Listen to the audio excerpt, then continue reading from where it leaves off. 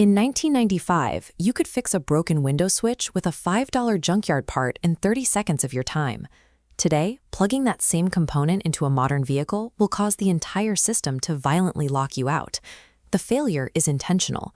The car's computer scans a digital serial number on the replacement part, realizes it wasn't installed by a factory-authorized dealer, and deliberately paralyzes the vehicle.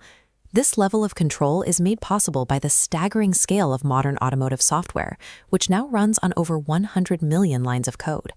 That is 15 times more software than the code required to operate a Boeing 787 commercial airliner. While manufacturers claim this complexity is necessary for features like touchscreens or fuel efficiency, the code actually functions as a digital cage. Automakers are using this software architecture to actively rewrite the practical and legal definitions of what it means to own a machine.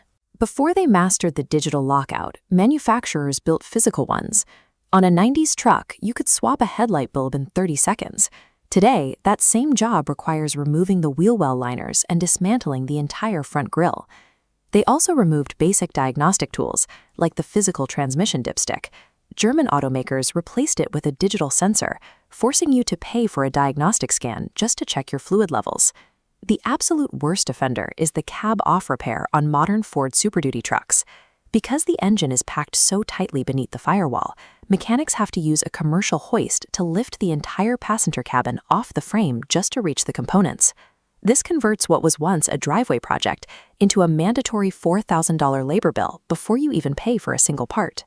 Manufacturers are applying hostile architecture to machinery, building physical barriers designed to force you out of your garage and back to the dealership.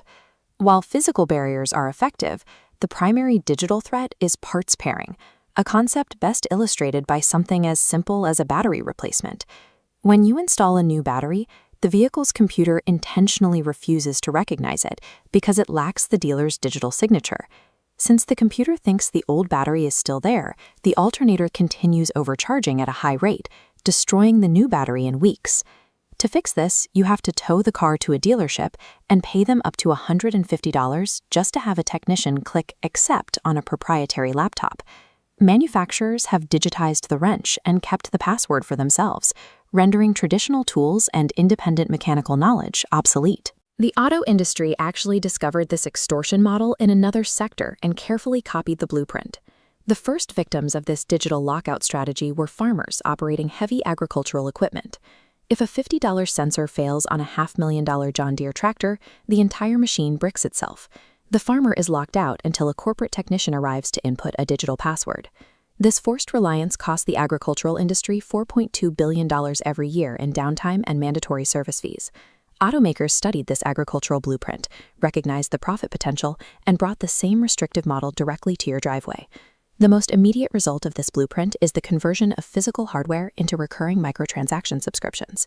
BMW recently began charging an $18 monthly fee for heated seats that are already installed in the car.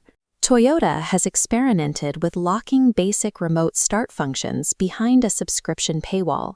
You can defend yourself against these traps by applying the 3-part rule before buying. Check the parts, check the access, and check the software. This shift is why pre-2015 trucks are skyrocketing in value. They represent the last era of vehicles that operate without telematics or mandatory dealership resets. If you cannot source your own parts, reach your own engine, or reset your own computer, you do not own that vehicle. You are merely paying the manufacturer for the privilege of being a perpetual tenant.